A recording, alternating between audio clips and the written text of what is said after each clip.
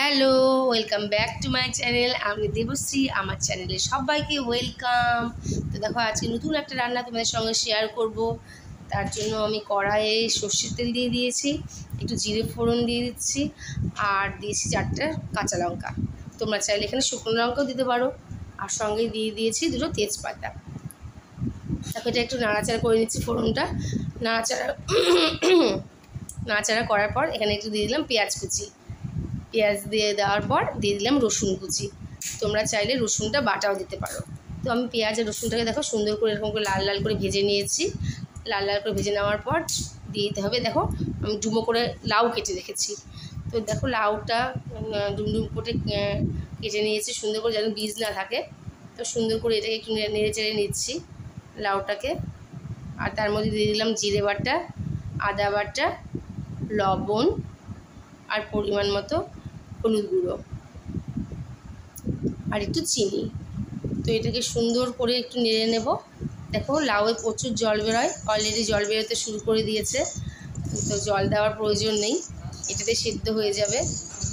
তো দেখো লাউটাকে নাড়াচাড়া করে নিচ্ছি সুন্দর করে। এবার এটাতে দেবো হচ্ছে কাশ্মীরি লঙ্কার গুঁড়ো, যাতে একটু কালারটা ভালো হয়। এই দেখো কাশ্মীরি লঙ্কার গুঁড়ো দিয়ে দিলাম অল্প একটু, আর দিয়ে দিলাম টমেটো কুচি। তো সুন্দর করে এটাকে এবারে নেড়ে চেড়ে নিচ্ছি। সুন্দর করে নেড়ে নিয়ে এবার দেখো জলটা শুকিয়ে গেছে। এবার হচ্ছে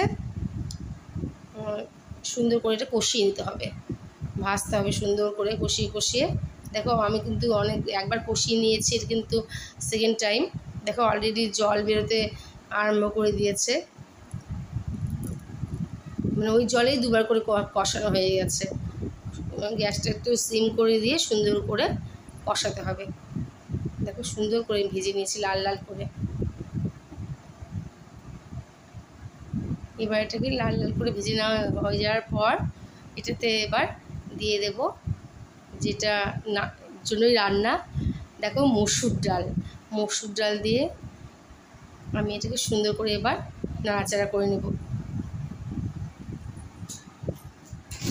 মসুর ডাল দিয়ে আমি সুন্দর করে দেখো নাড়াচাড়া করে নিচ্ছি। তো লাউ দিয়ে ডাল রান্না করছি, এটা লাউ ডাল। দেখো দেখো গরম জল দিয়ে দিলাম। এবার এটাকে আমি সুন্দর করে নেড়ে চেড়ে ঢেকে দেব। তো লাউ দিয়ে মসুর ডাল পেঁয়াজ রসুন দিয়ে রান্না করেছি, খুব সুন্দর হয়েছিল খেতে, তোমরা বিশ্বাস করো। তোমরা এভাবে বাড়িতে ট্রাই করবে অবশ্যই। আর দেখো গরম মশলা গুঁড়োও দিয়ে দিলাম। তোমরা চাইলে গরম মশলা গুঁড়ো নাও দিতে পারো, তো আমি হালকা দিয়েছিলাম, যারা পছন্দ করো না দেওয়ার দরকার নেই। তো এই দেখো এটা রান্না হয়ে গেছে। তো খুব সুন্দর হয়েছিল খেতে, তোমরাও বাড়িতে অবশ্যই ট্রাই করো, আর আমাকে কমেন্ট করে অবশ্যই জানিও কেমন লেগেছে। আর এই দেখো একদম থকথকে হবে। তো আশা করি ভালো লেগেছে রান্নাটা। তোমরা কমেন্ট করে অবশ্যই জানাবে, আমার চ্যানেলকে অবশ্যই সাবস্ক্রাইব করবে, আর পাশে থাকা বেল আইকনটি ক্লিক করবে। আর আমি এরকম করে মাঝে মাঝে রান্না, আমার ডেইলি ব্লগের সঙ্গে রান্নার ব্লগও শেয়ার করব। তোমার যদি ভালো লাগে থাকে তাহলে অবশ্যই তোমরা কমেন্ট করবে প্লিজ, আর সাবস্ক্রাইব করে দেবে, আর রান্নাটা কেমন লেগেছে জানাবে। ততক্ষণ সবাই ভালো থেকো, সুস্থ থেকো।